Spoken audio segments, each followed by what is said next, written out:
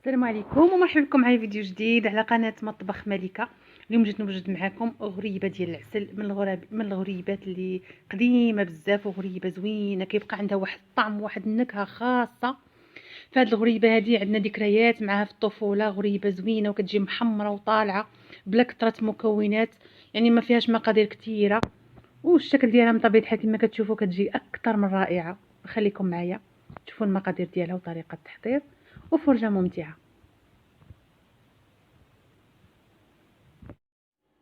ونبداو بسم الله. الوصفه ديالنا هنا جبت واحد القصريه غادي ندير فيها 6 ديال البيضات، 4 البيضات كاملين وجوج بياض البيض، وهذوك الصفار ديال هذوك جوج غادي نخليهم باش ندهن بهم الوجه ديال الغريبه في الاخير. صافي غادي نزيد عليهم واحد القبيصه ديال الملحه وكاس ونص ديال السكر سنيده، هنا القياس ديالها دائما بالكاس ديال العنبه. صافي غادي نزيد 3 الكيسان ديال الزيت، انا هنا درت كميه كبيره ديال الغريبه، تقدروا تقسموا هاد المقادير على جوج. غادي نزيد كاس ديال العسل، هنا هاد العسل هذا هو اللي كيعطينا ديك التحميره ديال الغريبه اللي كتجي محمره حتى من الداخل، يعني كتجي محمره من برا وحتى لداخل كتكون فيها واحد التحميره زوينه. هاد العسل هذا كيعطيها واحد المذاق زوين من الغريبه ديالنا منين كطيب. صافي كنخلط هاد المكونات هذه مع بعضها مزيان، خلطوا داك البيض مع السكر مع العسل مع الزيت، وهنايا غادي نبقى نزيد الدقيق بشويه بشويه. انا عبرت هنايا كيلو ديال الدقيق، فغادي تشوفوا معايا في الاخير شحال هزت ليا هاد الغريبه ديال الدقيق. صافي كنزيدو كما العاده دفعات، ما كنزيدوش دفعه واحده. هنا 3 الاكياس ديال الخميره، كما قلت لكم هنا انا راني مضاعفه المقادير، تقدروا ديروا غير نصف المقادير.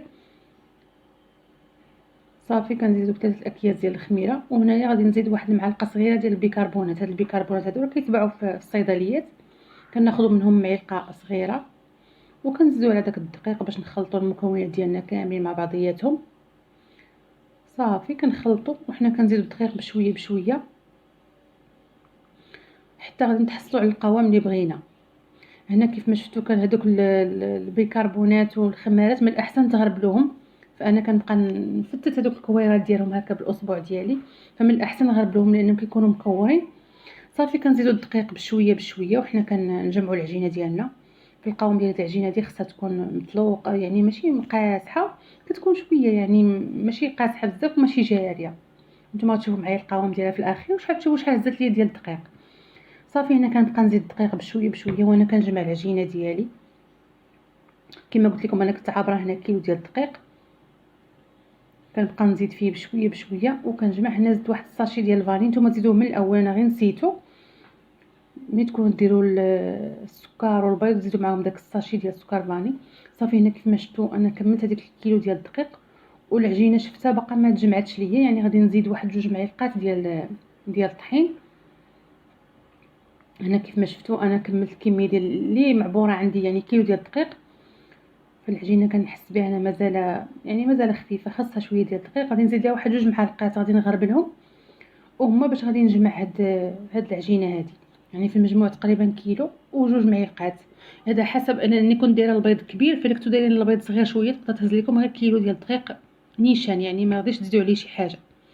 صافي كنجمعوا العجينه ديالنا بهذا الشكل هكا، وكيجي القوام ديالها كيف ما شفتوا رطب، يعني ما كتكونش عجينه قاصحه باش كتجينا هكذا الغريبه خفيفه. شفتوا القوام ديالها ما كتبقاش تلصق في الايدين وفي نفس الوقت راه رطبه. شفتوا هنا غادي نكور معكم وحده باش تشوفوا الشكل ديالها كيف كيكون، يعني كتكور وهي رطبه. صافي هنا كنوريكم راها ولات كتكور، يعني كتولي لنا بهذا الشكل هكا. صافي كنجيبوا هنا واحد الطاوه كنفرشوا لها ورق ديال الطبخ، اولا تقدروا غير دهنوها بالزيت، راه ما كتلصق ما والو، دهنوا غير الطاوه ديالكم بالزيت وتكوروا الغريبه وتحطوها في هكا في الطاوه. صافي ساهله هاد الغريبه، ما كاين ما سهل منها، ودغيا كتوجد وكتجي زوينه وفيها واحد المذاق يعني زوين بزاف. بهذاك الكاس ديال العسل اللي كنديروا فيها كتجي محمره حتى من الداخل، يعني كتجي الوجه ديالها مشقق ومحمره بداك الصفار الابيض اللي غندهنوها به من بعد، وكذلك حتى من الداخل كتحمر. صافي انا كملت الكميه اللي عندي بزاف يعني كامله. كيف ما قلت لكم هنا انا درت كميه كثيره فخرجت لي 4 ديال الطاوات من هذا الحجم هذا. هنا كنخلط في هذاك الصفار ديال البيض، زدت عليه قطرات ديال الخل وكندهن به هاد الغريبه ديالنا. صافي كندوز على الغريبه كامله كندهنها بهاد الصفار ديال البيض مع قطرات ديال الخل هكذا غير باش نحيدو الزفوريه ديال البيض صافي. وكندهنوها مزيان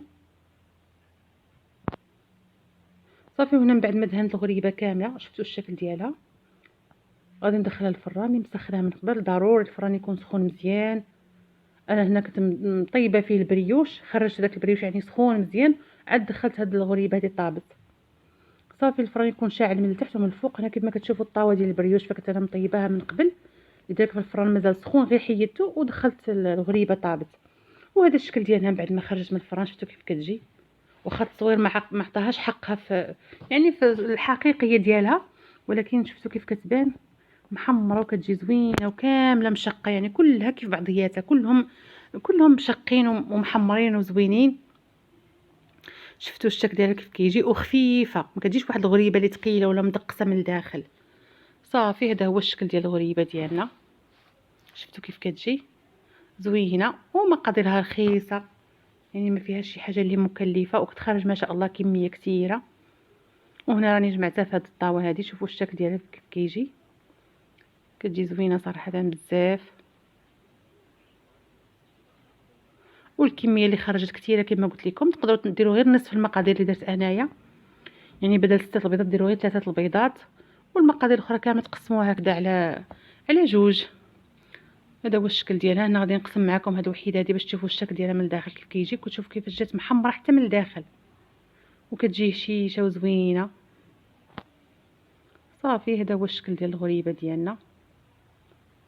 وبهكذا نكون وصلنا لنهايه ديال الفيديو ديالنا. نتمنى يعجبكم هذا الاقتراح هذا، وكيف ما العاده الا عجبكم الفيديو ما تنسونيش من واحد اللايك لهذا الفيديو هذا وتعليق زوين، واشتركوا في القناه وفعلوا جرس التنبيهات باش توصلوا دائما بالجديد.